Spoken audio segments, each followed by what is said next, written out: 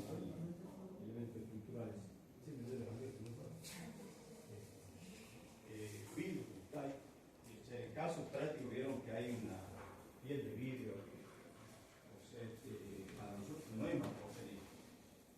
No hay, o sea, ese elemento es un elemento no estructural.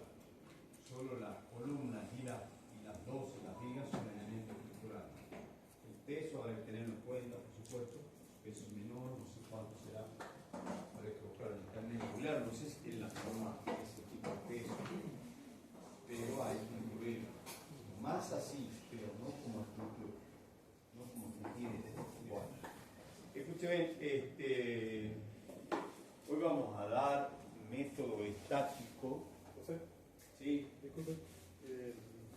Coeficiente de reducción, ¿cuáles son? Bueno, muy bien, eso lo vamos a ver hoy. El coeficiente de reducción, hay una tabla que propone las normas que, de acuerdo a la deformabilidad o la rigidez, acuérdense que habíamos charlado que la ductilidad está asociada con es la capacidad de deformarse tomando carga, ¿no es cierto? Si estamos hablando de deformación, estamos hablando de la capacidad de rigidez que tenga la pieza. Siempre tienen que asociar el concepto de rigidez con deformabilidad y de resistencia con modo de falla. Eso ya lo habíamos hablado en metálica, lo seguimos hablando acá.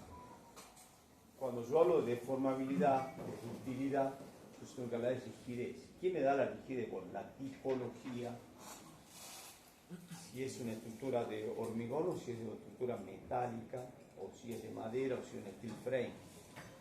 Si es una estructura dentro de la de hormigón, que vamos a ver en esta materia, tenemos estructuras porticadas, que son de dos tipos.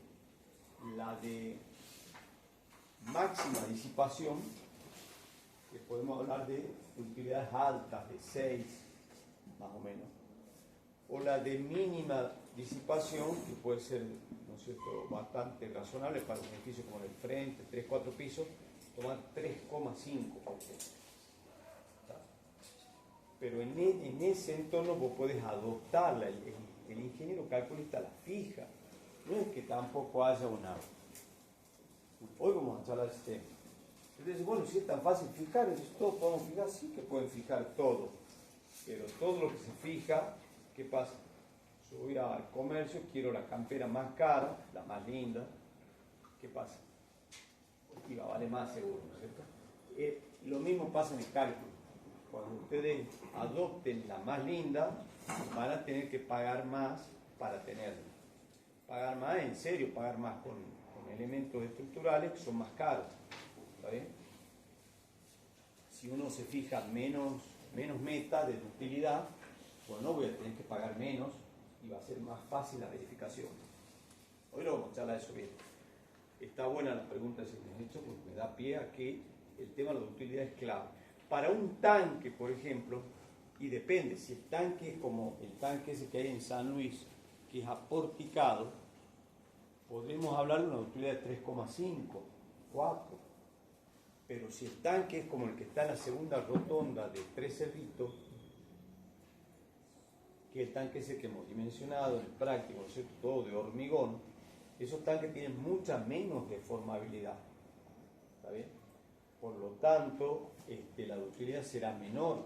Ahí tendremos que tomar 2,5, por ejemplo. Tampoco es que si tomamos mal la ductilidad es un pecado. No es un pecado de ninguna manera, ni es que yo sé más que ustedes o ustedes más que yo. Simplemente es un criterio. Hoy vamos a ver una curva. En base a qué criterio tomar la ductilidad. Pero sí que está asociado con la deformabilidad. Si yo propongo un sistema dúctil, tiene que ser muy deformable ese sistema. Y eso lo puedo modelar en SAP y veo qué tan deformable es. Para las mismas cargas, quien se deforma más, obviamente va a ser el sistema porticado que un sistema talicado. ¿Está? Bueno, una propuesta de cronograma, porque estamos editado y es flexible, que era, en base a cómo estén ustedes, yo quería hacer una reunión por grupo, que no va a ser un examen, sino va a ser una charla, pero yo quiero que ustedes hayan hecho el práctico para poder tener esa charla. Por ejemplo, puede ser el viernes que viene o el martes, según cómo lleguen ustedes. Prefería que sea lo antes posible. ¿Por qué? Porque después de esa charla yo quiero que ustedes corrijan el práctico, que lo presenten bien el práctico. El práctico 2, ¿cuándo vence? El 16, ¿eh? Pero yo prefiero que lo veamos más que en estas reuniones grupo por grupo, que vamos a entrar con el auxiliar, ustedes vienen de leerlo, que está pedido, sentarnos y bueno, a ver qué han hecho, o qué han pretendido hacer, qué han planteado, qué más han hecho, o sea, qué planilla están usando. Pongan a hacer un poco cosas de poder y ahí que ya vamos a la presentación final del práctico. Igual la presentación va a ser por plataforma y la corrección va a ser uno por grupo, un tildado, una corrección. Por eso que me parece más importante esa reunión donde charlemos a ver qué han hecho, cómo van. Porque ahí es donde hay lugar de que veamos las dudas y todo eso. Entonces sería o el próximo martes o el viernes según cómo avancemos. ¿Ustedes cómo lo ven para el martes que viene de tener más o menos avanzado para estos dos? Estoy hablando. Porque ven verde. Entonces lo dejamos para el viernes, ¿no? Lo para el viernes y el martes completamos lo que quede pendiente hoy, digamos. Así hacemos. Entonces ese sería el programa que está en pantalla y la entrega el 16. Igual hoy yo ya subo el práctico 3 que va a vencer el 30 de abril. Ambos prácticos, como yo les mostré la clase pasada,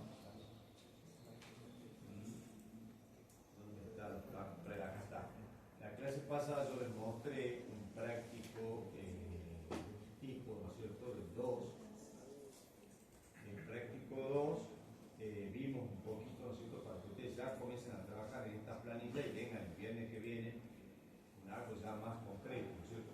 Vimos que había que trabajar en la planilla de análisis de carga, en la planilla de liquideces, entrando al Moodle, encontrando la matriz de liquidez, ya sea por el método de fórmula o por el método de liquidez de piso de superior 2, ¿se acuerdan? Que esa es la que probablemente pida en el parcial. Igual tienen que saber toda la definición, las fórmulas, nada más que yo para pedir el parcial por definición tendría que pedir que traigan todos un notebook con el SAP cargado y darle la estructura y no sé si va a ser viable, porque va a ser complicado. O sea que la que sí puedo tomar es la de la fórmula o la de la liquidez por pisos. Luego viene el análisis modal,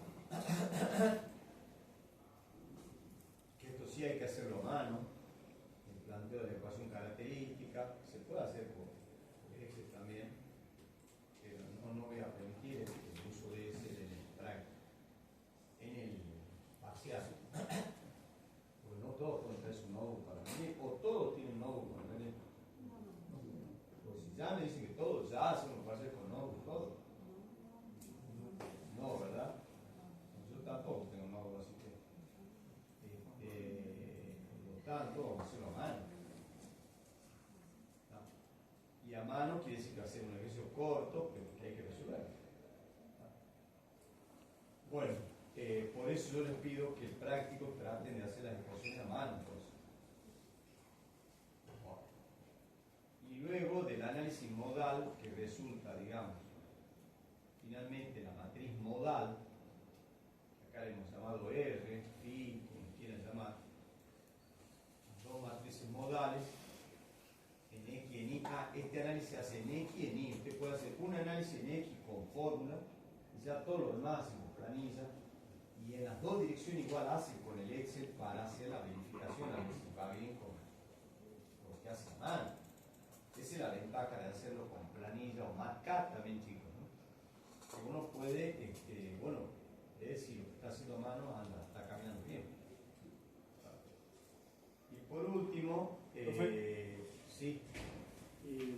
coeficiente eso de participación lo normalizamos o calculamos así?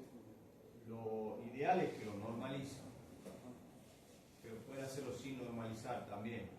Lo que pasa es que al no normalizar te da las matrices estas te dan mayores de 1. Los vectores estos, perdón.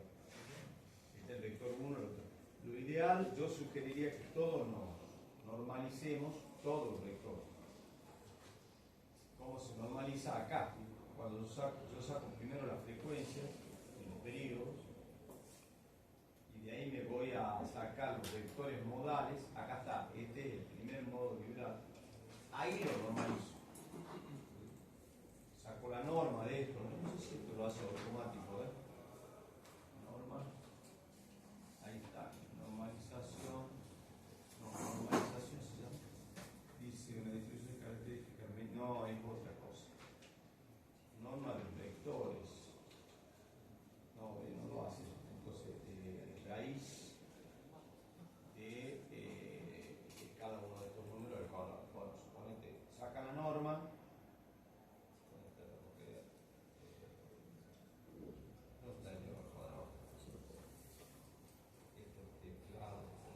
Ponga por nomás todo. Por el mismo bueno, nombre. por, chao, sí, sí, pasa la reunión para el lunes, no sé si me corta o cómo me la. Ahí está, acá falta un más. Acá falta un más. Bueno, ahí está. Entonces ya sé cuánto es la norma y lo normalizamos a este como esto debido a su norma. ¿Está? Y de ahí el vector que ustedes me presentan tiene que ser este, como vector modal. Ven que la suma de, ahora la norma de esto seguro que va a dar 1. Entonces, cuando yo trabajo con vectores normalizados, ya el vector de participación modal da mucho más coherente y esto es más fácil de calcular todo.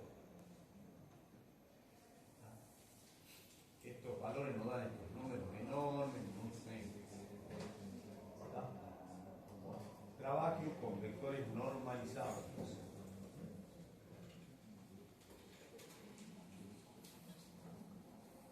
Bueno, ¿qué otra cosa? Y bueno, de determinar la fuerza sísmica, tienen que proponer un espectro. Yo les pedí que hoy vamos a ver los espectros según la norma vieja, la 1995, y la norma nueva.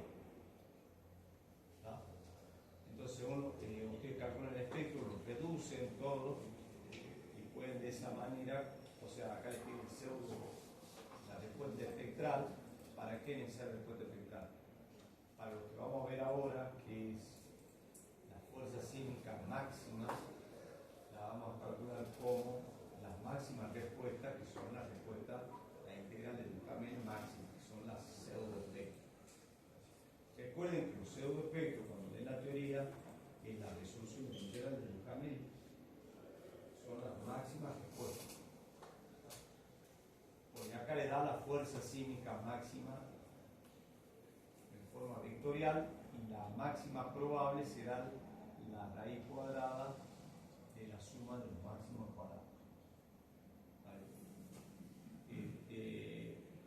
Nada, eso. En X y en Y siempre, en las dos direcciones. Esto está hecho solo en una dirección para ganar los dedos.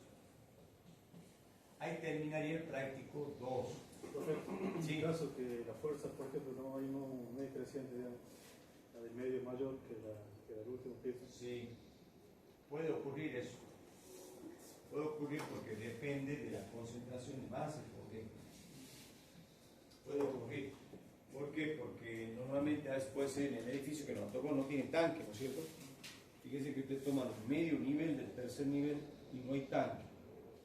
El segundo tiene el primero tiene la colaboración de la planta baja que es más alta. Puede ocurrir que un nivel tenga más masa que los otros. Esa falta de regularidad para un método dinámico no es problema. Hoy lo vamos a ver que para un método estático puede ser un gran problema. ¿Verdad? Yo planteé puse toda la altura la misma, no me verificaron, entonces la agregué agrandé la planta baja y ahí me dio todo creciente. Está más o menos claro, pero igual no es una condición que sea creciente, es bueno. Está bien lo que vos decís, es lo coherente. Que las fuerzas vayan creciendo en altura y porque te estás acercando al coeficiente de participación modal 1 te va a dar lo más alto posible. ¿Está?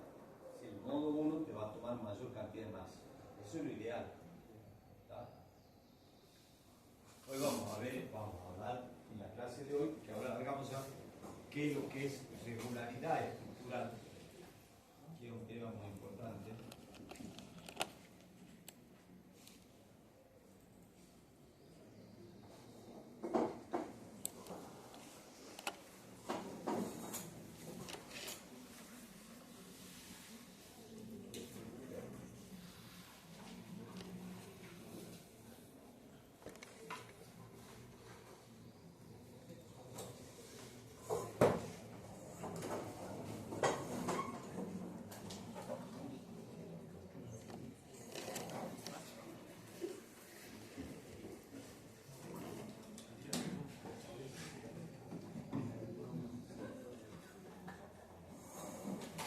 Bueno, entonces, vamos a tener una charlita de método estático.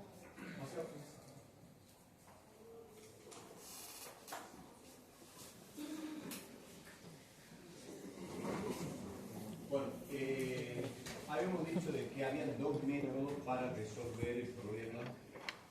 En realidad hay muchos más métodos, pero vamos a ver en esta materia dos métodos: el método dinámico, modal espectral, y el método estático. ¿Cuál es la diferencia? El método dinámico resuelve a través de un análisis modal.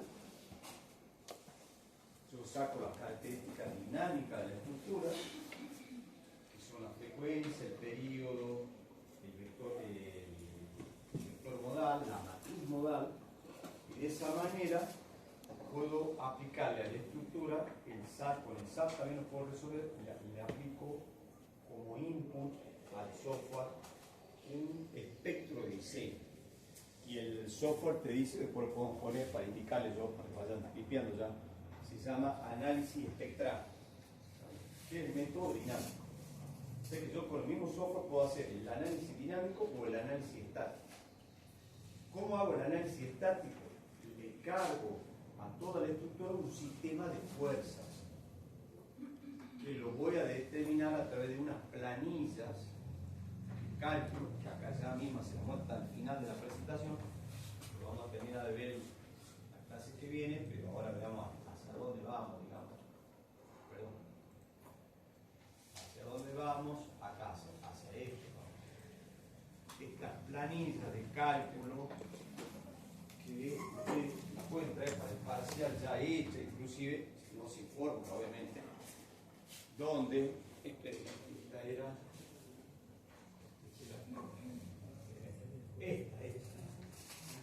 esta planilla donde ustedes determinan las características en cada una de las direcciones torsionales y luego para cada uno de los planos sismo-resistentes determinan acá al final la fuerza.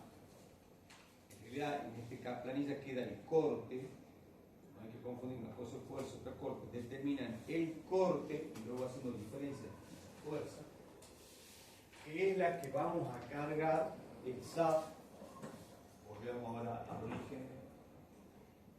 Con esas planillas, después que explico todo el método, cargamos acá en el SAT con un sistema de fuerzas laterales cada uno de los planos y resuelve como un método, como si fueran fuerzas estáticas. Por eso el método se llama método estático. Bueno, yo le había dicho la clase pasada cuál es más caro de los dos. Obviamente el método modal, porque hay que hacer mucho más cálculo, utilizan más horas de procesamiento, muchos más datos. En cambio el método estático es más barato, pero para poder aplicar yo tengo que cumplir ciertas condiciones. ¿Cuáles son las condiciones que tengo que cumplir? Bueno, acá está toda la deducción, que ya pasamos, estas son las condiciones. Tiene que cumplir ciertas hipótesis. Por ejemplo, se aplica a cualquier tipo de edificio de menos de 9 metros. O sea que si yo tengo una estructura de 3 pisos, sea como sea la estructura, yo le puedo aplicar el método estático. Pero, si el periodo de la estructura que yo calculo es una estructura muy flexible, supera T2, ya para que vayan memorizando estos números, para zona 3, hoy lo vamos a ver, es 0,7 segundos, un edificio de 6-7 pisos, para ser más claro, ya les hice yo algún cálculo ahora. Entonces, hasta 6-7 pisos se puede hacer con el método estático, pero no más, porque yo ya supero esta condición, con 3 por 7, 21, en realidad hasta 20 pisos más o menos te da, perdón, me equivoqué, 3 veces T2, T2 0,7 por 3 son 2,1 segundos de periodo. Son más o menos edificios de 20 pisos. Si el edificio tiene más de 20 pisos, en Salta es casi imposible porque hay un requerimiento arquitectónico que no pueden pasar por las cuestiones de vistas, es más de 15 metros. O sea que en Salta, olvídense, todos los edificios se pueden calcular por método estático. Casi todo. Pero hay limitaciones que está dado en esta tabla. Además de la limitación de altura, miren, acá son más flexibles, hasta 45 metros. Acero, ustedes saben el tema del grupo, ¿no es cierto? Creo que ya lo vimos la vez pasada, si no lo vemos ahora. ¿Qué es el grupo? De acuerdo al destino de la construcción, los esenciales como esta universidad, los hospitales, que cuando haya un sismo tienen que seguir en pie, se denominan grupos esenciales y se le asigna un coeficiente de riesgo altísimo, que eso va a multiplicar por 1.5 el esfuerzo requerido, ya lo vamos a ver. O sea que aumenta todo lo que calculamos un 50% más. A cara de perro. O sea, cuando yo calculo en una universidad, un hospital, todo lo que yo calcule va 50% más. Está claro, sabemos dónde lo ponemos en gamma R. Gran detalle, porque algunos no saben dónde ponerlo en el SAP y se lo olvidan en los cálculos y estás calculando sin tener en cuenta el grupo de riesgo, ojo con eso. Bueno, el que lleva uno y ese no tiene problema, el grupo de viviendas, comercio, las viviendas comunes llevan el grupo de riesgo 1 y el famoso grupo B. ¿Está bien? Entonces, volviendo acá a la tablita esta de aplicación del método, yo puedo aplicar el método hasta esta altura para la zona de Salta, pero ojo, tengo que cumplir estas condiciones de regularidad. Y ahí va, digamos, un poco a hablar un poquito de qué es la regularidad estructural. ¿Qué se define como regularidad estructural? Mucho se habla en las teorías de hormigón 2, en los manuales, pero en definitiva no la aprendemos qué es la regularidad estructural. Entonces digo que aprendan qué es eso, porque es probable que haga preguntitas en parcial teóricas así como eso. Defina la regularidad estructural. Deme las condiciones para que un edificio sea regular. Sí, esa tontería importantísima. Porque acá en Salta todo el mundo calcula el método estático, pero nadie, por algunos profesionales serios como el ingeniero Ezequiel Sánchez o Paul Coa, calculan muy bien, seguramente lo verifica. Pero a veces cuando uno ya está apurado y calcula rápido, lo que menos hace es verificar las condiciones de aplicabilidad del método. Y por ahí la estructura es medio irregular y no nos dan los cálculos. Perdemos 2 semanas, 3, depende de qué tan rápido sea vos para calcular un edificio, al vicio y un montón de plata perdida, en lugar de haber verificado de entrada si podía utilizar ese método. Por eso es que me interesa que mis alumnos sepan bien qué condiciones, a qué les llamo edificio regular. Bueno, antes que nada hay que definir, digamos, que hay una regularidad. torsional, esa es una de las palabras clave, tanto en planta como en altura. Básicamente, antes había ustedes van a tener la teoría de Roberto Caro, cuando yo cursé esta materia. Luego, cuando me recibí, fui jefe de trabajo práctico, venía igual que Ezequiel Sánchez, me sentaba, tomaba nota de todas las pavadas que decían los profesores, y estudiaba. Bueno, en la época que yo estudié no había tablas como ahora, había consejos. Y claro, son un montón de consejos y aprenderse de memoria todo es bastante más complejo. Ahora, la nueva norma lo ha tipificado en dos tablas, así que lo ha simplificado muchísimo. La tabla 2.3 y la tabla 2.4. La tabla 2.3 es de planta, regularidad torsional en planta, y la tabla 2.4 es la regularidad en altura. Le pegué una miradita a esas dos tablas. Tabla 2.3 habla de la regularidad en planta. Ustedes saben, ahí vamos dibujando un poquito, ¿no es cierto? Que es lo que va a ver en la clase que viene más en detalle. Yo tengo una determinada planta y de acuerdo al partido, al planteo estructural que yo haga, ¿no es cierto? ¿Qué sé yo? Algo así, por ejemplo. Yo tengo este eje X1, plano simo resistencia, plano simo resistente X2, tengo tres planos en el eje X. Esta columna solita no lo voy a considerar. ¿Por qué? Porque lo voy a considerar en la dirección Y, el I1, el I2, estas no voy a considerar la dirección Y y la dirección I3. Puedo considerarla solita, pero es muy poco la rigidez que da esa ménsula sola en la dirección Y. ¿Sí? La puedo despreciar. Cada uno de estos se denominan planos simo-resistentes. Según cómo yo hice la distribución de columnas, por acá, porque están, supongo yo, puedo tener el centro de rigidez. Y supóngase que esto está previsto para un salón de baile, acá una videoconferencia, para un hotel. Entonces es muy probable que esta área tenga una losa mayor, un piso determinado, y la sobrecarga para videoconferencias altísimas, porque hay aglomeración de personas. Entonces lo más probable es que el centro de masa se me venga para este lado. ¿Se dan cuenta? Entonces, la diferencia, ¿por dónde pasa el esfuerzo de corte? Sí. La fuerza inercial que ya vimos. Centro de masa. Por el centro de masa. Muy bien, ¿por qué? Porque una fuerza inercial, o sea que depende de la masa y de la aceleración. O sea que las fuerzas inerciales pasan por los centros de masa. Corte de piso. ¿Sabes?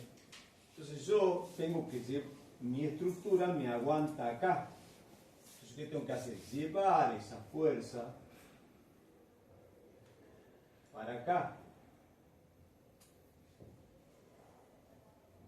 Al llevarla, anulo esta con esta y aparece, ¿no es cierto?, un momento torsor de piso que se genera por la falta de actuación. Eso pasa siempre, ¿tá? Entonces, cuando yo tengo las masas distribuidas muy lejanas de los centros de rigidez, voy a tener un efecto torsional alto que posiblemente no pueda aplicar el método estático. Entonces no es tan fácil decir, a ver, no, este edificio cumple, ya está, aplico método estático. No, tienen que verificar en todos los pisos si cumple la condición de regularidad en planta. Ese sería el momento inherente. ¿Eh? ¿Qué dice la norma? Momento inherente sería ese. Este es el momento inherente, sí señor. A su vez la norma dice, a ese momento agréguele un 5% o un 10% según cómo castiguemos, según te dé, según la tabla, el comportamiento de esa estructura. ¿Está? O sea que es más grave aún, hay que agregarle un 10% de ¿qué? De esta longitud perpendicular a la dirección de análisis que estamos haciendo. ¿Está? Bueno, entonces siguiendo, ¿qué me pide la tabla? Que las acciones horizontales, bueno, analiza la regularidad torsional, la cohesión intrínseca entre el centro de masa y el centro de rigidez, la continuidad de los elementos resistentes en altura, o sea, el punto 1A, 1B, 1C analiza estos tres puntos, está analizado, es este problema. Ahora, la parte 2, 3, 2A y 2B analiza otro problema, que yo en altura puedo tener pórticos, por ejemplo, bueno, lo vamos a hacer así medio exagerado, pórticos donde yo tengo un retranqueo de columnas o de tabiques. Vamos a ver, por ejemplo, que tengo un tabique acá y luego el tabique este continúe acá. ¿Es probable eso? Sí, es probable, porque hay un problema en la calle, te pide la normativa municipal y vos te querés ir a lo más que podés afuera, el dueño te dice a mí no me importa cómo lo haga el cálculo, yo te pago para eso, pero a mí dame el mayor espacio que yo puedo ocupar. Vos arreglatela. Si hay que poner más hierro, poner. Entonces te dicen, bueno, sí, pongamos hierro. Y ahí empiezan a aparecer este tipo de cosas. En altura yo tengo desfasajes. O bien, por ejemplo, yo planifico un tabique en los dos primeros niveles, y después viene otro arquitecto y dice, che, pero acá también pone el tabique, y acá no hay nada. La discontinuidad estructural en altura. O sea que los puntos estos analizan qué es lo que está pasando en altura. O sea, yo tengo que tener una continuidad. ¿De qué? Siempre de masas y de rigideces. No puedo tener una pileta de natación, digamos, acá arriba.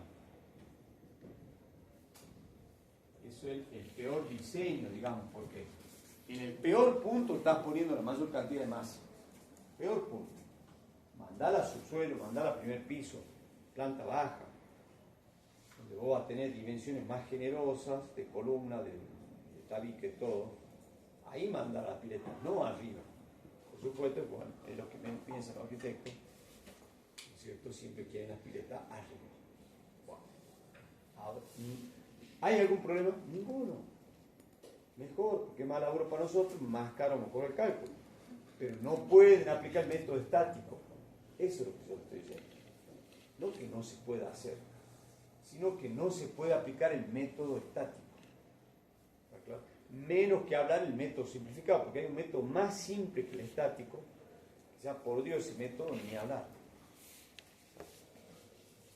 Y por último, la última parte mide el tema de entrantes, de esquinas, en caso de edificios que por ochava, por algún problema, tienen entrantes en las esquinas, y eso es lo que analiza la última parte de la tabla 2.3. Entonces ustedes la van a ver en detalle, ahí está la tabla 2.3. Las primeras 3 puntos le dice, haga el cociente entre delta BK y delta MK, y vea que eso sea entre 1 con... ¿Y eso con qué se come? Si yo estoy por empezar a calcular y no tengo nada. Lamentablemente, hay que, para poder evaluar la regularidad estructural, hay que modelar la estructura en SAP. Y hay que previamente proyectarla. O sea, tiene que tener casi hecha la estructura. ¿Qué hay que hacer? Tener cancha, digamos, haber hecho el planteo este que se llama un predimensionado,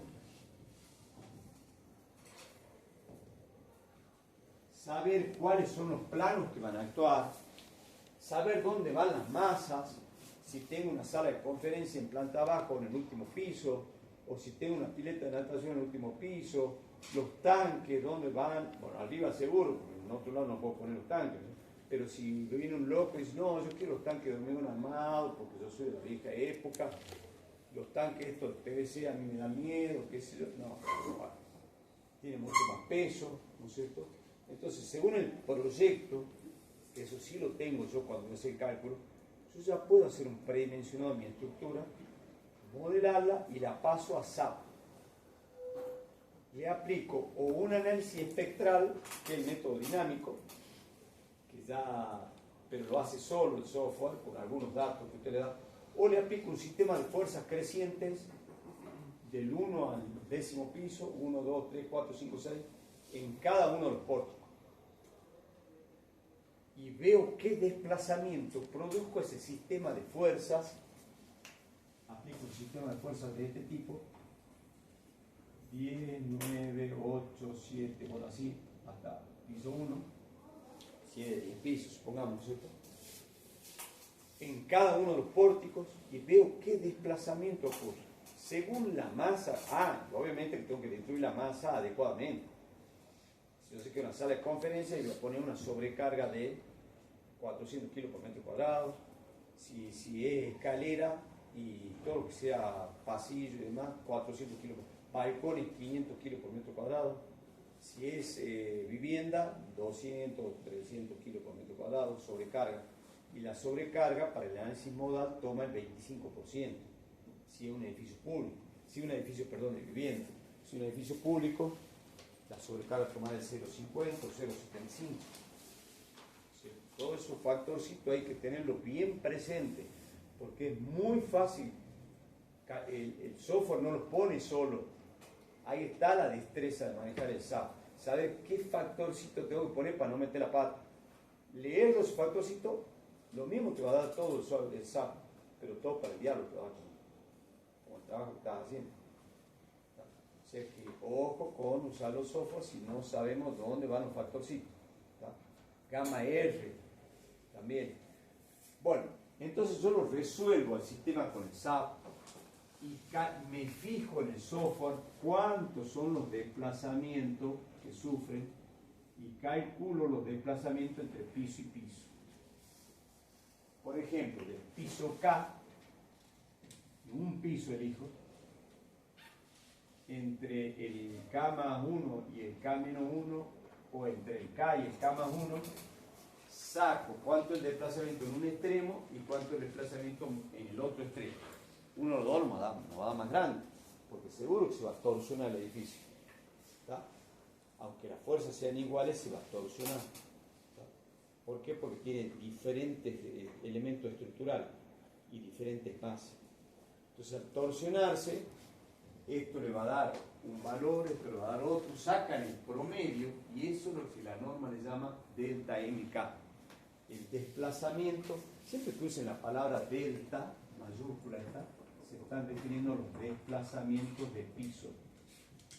O sea que yo para calcularlo tengo que tener, si buscamos un pórtico así sencillo, dos niveles,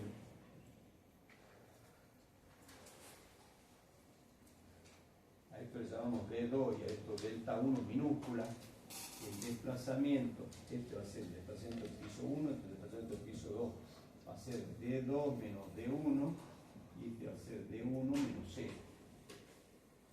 Siempre los delta o desplazamiento del piso, también llamada deriva, son la diferencia entre deformación de pie y cabeza, de cabeza y pie. ¿Está?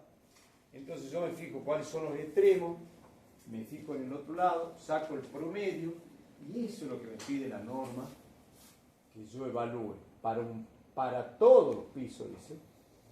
¿Y yo cuál voy a elegir? El piso que, por eso siempre hago una deformada en el SAP, les muestra el piso que más se deforme y ese que voy a verificar, el que más se chinguee, digamos. Me voy a ese piso y le verifico el cociente entre el delta BK máximo, sería acá, yo hubiera puesto máximo, dividido el delta, porque este es a ver, veamos dibujito, es este el que tengo que comparar, el máximo obviamente, dividido el promedio. Si supera un 20%, Si no supera un 20%, el edificio ese, ya lo respeto, es un edificio regular. Pero para todo eso yo tengo que predimensionarlo, meterlo en el SAP, saber qué fuerza le voy a poner, prácticamente calcular el edificio y para saber si es regular o no. Pero antes no había la herramienta del SAP y entonces daban consejos. ¿Qué consejos daban? Bueno, acá tengo algunos yo. Ahí está. El ingeniero Roberto Caro, en sus transparencias, que están ya habilitadas, están creo habilitadas ya en la página. Tienen que ir estudiando. Y está el apunte, está más fácil, PDF, más rápido. Están los consejos estos, medidas máximas a tomar, consejos, cambio brusco de rigidez, cambio brusco de masa, evitar el empleo de esquinas. Ahí está, ¿ves? Si uno tiene que dimensionar una planta en L no va, una planta en T tampoco. ¿Qué hace cuando el edificio es en T? Se dividen en 3 bloques rectangulares y acá se pone lo que se llama una junta sísmica. Acá nosotros tenemos este bloque, el que está ahí, hay una junta sísmica, este no está unido al bloque de atrás. ¿Se da cuenta? Este es una T, si ustedes se fijan en este edificio donde estamos. Esta sería la parte vertical y allá iría el pasillo con los otros edificios, sería la otra parte de la T. Pero están todos desvinculados, hay una junta. ¿Qué es lo que han hecho? En lugar de plantear este modelo o este, plantean desvinculado. Consejo, que un rectángulo no supere el doble de la otra medida. Estas formas también son buenas, pero estas no, muy esbeltos. Bueno, todos esos consejos, bueno, esto en planta y en altura también te dan los consejos. Todos esos consejos, el famoso piso flexible, que ahora vamos a ver varias imágenes, que siempre son demasiado contundentes, ¿no? O sea, yo lo cuantifico este problema llevándolo a un software y calculando los desplazamientos de piso.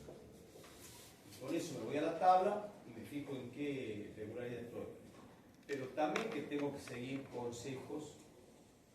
¿De dónde salen estos consejos? Y cada vez que hay un terremoto, se caen un montón de edificios, se llena de ingenieros de todo el mundo que van con su anotadora ahí y se fijan cómo falló aquello, mira qué armadura tenía. Y de qué, primero vos vas a hacer una planilla, ¿qué tipología? Mampostería, símbolo-resistente. Bueno, ¿de qué? De ladrillo macizo. Y tenía armadura, sí, estructura de hormigón. ¿Y qué? ¿Cuántas columnas? Tal. Y era regular. No era regular el edificio. Y hacía una planilla de vulnerabilidad, se llama, ¿no es cierto? Y con eso surge después por qué falló en tal lugar. Y esos consejos son los que ahora les damos a ustedes en el manual. Por ejemplo, estos son de la tabla 2.4, que ya la vemos, la irregularidad en altura que yo les decía. Por ejemplo, este tabique, planta baja, miren cómo se ha retranqueado a propósito. Yo no haría ese cambio brusco, menos la planta baja. Por ahí en el último piso, fíjense, las masas hay que llevarlas abajo, pero los cambios de rigidez arriba. Abajo no hacen ningún cambio de rigidez. La mayor dimensiones van abajo, obviamente. Un edificio tiene que ir disminuyendo una sección de columna desde abajo para arriba. Y las masas es conveniente que sean uniformes, todos los pisos. ¿Sabe? Sean estables. Si yo voy a hacer un cambio de rigidez, es mejor patearlo para arriba. ¿Qué es un cambio de rigidez? Y bueno, que yo tenga que correr una columna, un tabique, retranquearlo. ¿Por qué? Bueno, porque hay un elemento estructural o no estructural, un diseño, un hospital, qué sé yo, lo que sea, que hay que poner un equipo de emergencia, en ese momento va a estar la guardia, y van a ir unos tubos, y yo tengo que correr ese tabique. Bueno, mandarlo arriba, y ahí es más fácil correr, pero hay que ver qué masa tiene también, porque tampoco va a mandar arriba al peor. Hay que ver, ¿no? Es todo un juego, digamos, que debería un arquitecto y un ingeniero sentarse a ver esto. Porque porque en zona sísmica como Salta o Mendoza no es joda, digamos, sí. Lo van a sufrir los pacientes, lo van a sufrir quienes tienen videoconferencia, lo que sea. O sea que es bueno planearlo ahí. Bueno, esta es la tabla 2.4 que habla de la rigidez en altura, ¿tá? Y que habla de una rigidez de distorsiones, según sea la distorsión, calculas vos una rigidez baja, media o alta. ¿Tá? Bueno, lo mismo, esta es la tabla 2.4, también, ¿qué es lo que te aconseja la norma? Bueno, es el mismo delta de piso, o sea, no es otro. O sea, que yo tengo que modelarlo sí o sí en Zapa al edificio para poder aplicar la tabla 2.3 y 2.4. En ambas se aplica el mismo concepto, desplazamiento de piso. Nada que acá te lo grafica, ve ahí está el desplazamiento de piso K más 1, pero ahora comparo los desplazamientos de piso del piso inferior con el superior. En cambio, en las plantas yo comparaba los desplazamientos de piso máximo con el de la misma planta. Esa es la diferencia entre la tabla 2.3, la tabla 2.4 que compara desplazamientos de pisos subsecuentes. En cambio, la tabla 2.3, ¿dónde está la tabla 2.3? Se me escapó. Ahí está. La tabla 2.3 compara desplazamiento de piso en el mismo piso. ¿Tá? Pero tengo que resolverlo en SAS primero. O sea, es muy importante eso. Bueno, y a ver, alguna fotillo, miren lo que es fallas de piso en algunos terremotos, ¿no es cierto? En Chile. Miren el edificio viejo en el año 86 en El Salvador. Era clásico dejar las cocheras abajo, entonces vos ya no le ponías mampostería, ni tabique, ni nada, solo quedaban las columnitas. Y claro, todo el peso del edificio estaba arriba y abajo no tenía casi columnas, porque claro, había que dejar que los autos se estacionen, qué sé yo. Y decimos que ha hecho el conocido piso flexible, ¿cierto? Cede la columna y se traga todos los autos que hay ahí. Aún en el edificio más moderno, fíjense en el año 71, bueno, hay otro edificio muchísimo más moderno, se sigue cometiendo el mismo error. ¿Sí? De no poner rigidez. A veces los calculistas dicen, a ver, yo la mampostería no es un elemento estructural para mí. Bueno, macanudo. Ahora, ¿cómo sabe la estructura que la mampostería que vos tomó en cuenta en el cálculo no sirve para la estructura? Si está la mampostería y está unida a la estructura, y es un elemento estructural, la estructura no es ingeniero, pues ya no, esta mampostería no la vamos a considerar en cálculo, a mí se me complica considerarla, chao. Bueno, en obra da las indicaciones para que esa mampostería no esté ligada a la estructura principal, hace junta, no sé qué va a hacer, porque casi siempre una mampostería de ladrillo macizo es un elemento estructural que te aporta rigidez. Diferente la estructura de ladrillo hueco, que son como vidrios que estallan al principio. Si no tienen armadura, esas sí que no colaboran para nada. Pero tenés que ver cómo te las arreglas con el estallo de esa partícula, el daño que causa. O sea que tampoco tan sencillo. Bueno, ahí está, por ejemplo, edificios más nuevos, del año 94. California, miren cómo han todos los autos uno debajo de otro.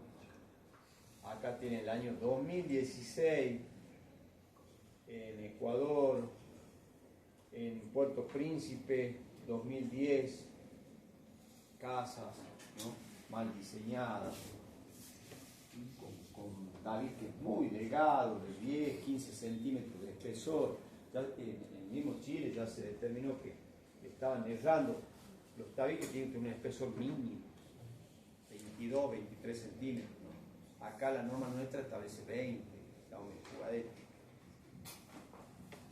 Esto es el 2016 en el edificio de Ecuador de Seguridad Social, también 2 pisos, miren la diferencia entre estos 2 pisos y esto. ¿Qué ha hecho el calculista? Todos estos muros que ustedes ven acá, él no lo ha considerado en el cálculo. Eso es lo que yo les quiero transmitir a ustedes. No es que se ha equivocado el cálculo, esta sí se equivocó groseramente, pero me refiero, él tuvo buena fe, no lo hizo a propósito. Él dijo, bueno, todo lo que es mampostería yo no lo voy a considerar en el cálculo porque es un elemento que no me aporta una gran rigidez. Gracias, error. No sé de qué será esta mampostería, pero acá no la puso mucho menos mampostería. ¿Ven? Cuando vino el terremoto, se dio cuenta que esta estructura tenía menos rigidez acá y miren el daño que ocasionó. Un daño enorme en el punto donde mayor rigidez faltaba. Quizá el problema no es que ahí ese es otro error. Armar con gran rigidez el super edificio tipo esa película de King Kong, versión no sé qué monstruo, eso inmenso. No es tampoco hacer el super edificio. Tiene que hacer un edificio coherente, que pueda disipar energía de manera coherente en altura y en planta. Y para ello tiene que tener regularidad estructural en planta y en altura. Un edificio que sepa, yo le llamaría bailar ante un siglo. Y no necesariamente los edificios más rígidos y más gruesos y más armados son los que mejor bailan. Realmente son los que menos bailan y caen peor. ¿Está claro entonces? Ese sería el consejo, pero lo vamos a ir viendo igual en el diseño por capacidad. El famoso columna corta, que ojo ahí, no hay que confundir con la columna corta que veíamos en el hormigón 1, el tópico columna corta, que es una columna que no es esbelte, que no tiene problema de pandeo. No. Acá el problema no es de pandeo. El problema acá de la columna corta es que yo la diseñé esta columna con esta altura, y después me vino un constructor y me hizo un muro de ladrillo macizo, rígido, a una media altura. Entonces viene el sismo y me genera estas fisuras que ustedes ven acá, y me genera la falla de esa columna, porque se transforma en una pequeña columnita. O sea, este es el diagrama de momento que yo supuse, y este es el diagrama de momento real que tiene la columna en ese pedazo. ¿Por qué? Por la concentración de rigidez acá abajo. ¿Se dan cuenta? Entonces, ¿qué va a pasar con esa columna? Si yo la dimensioné para este momento, imagínense que esa pequeña columnita, con este momento que es mucho mayor del que yo dimensioné, hormigón 1, menciono muy bien, o sea, dimensionado, chicos, claro, no tuve en cuenta el efecto de columna corta, que me provoca un aumento del momento y miren la falla de la columna corta. Tremendas fisuras y columnas fuera de servicio. ¿Se dan cuenta? Entonces, el tema que hoy acabamos de ver, que ahora hacemos un pequeño descanso, es muy importante. Y quiero que lo repasen, lo vean bien en la norma, y lo vamos a tomar con alguna preguntita en parcial. Porque lo tienen que saber bien. Conceptualmente, cálculo, no sé si habrá tiempo, ¿está? Porque hay que modelar toda la estructura del sable, no va a haber tiempo. Pero sí que lo sepan conceptualmente. ¿Está claro? Bueno, hacemos un breve descanso. Esto queda en modo 1 vibrar. Y ahí seguimos adelante. Combinaciones ya vimos. Y pasamos directamente al método. Al método estático. Vamos a breve descanso, así tomamos un poco de aire, ahora nos sentamos.